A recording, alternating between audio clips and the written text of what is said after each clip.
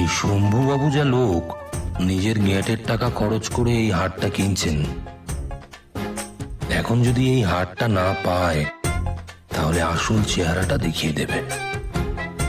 এবার দেখুন আপনারা এই শম্ভুবাবুর আসল চেহারাটা। এর বেশি আমি আর কি বা করতে পারি।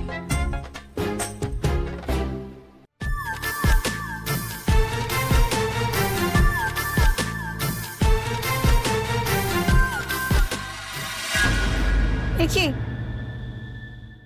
হাটটা কি তোমরা ওই দিক থেকে সরিয়ে নিয়ে গেছো?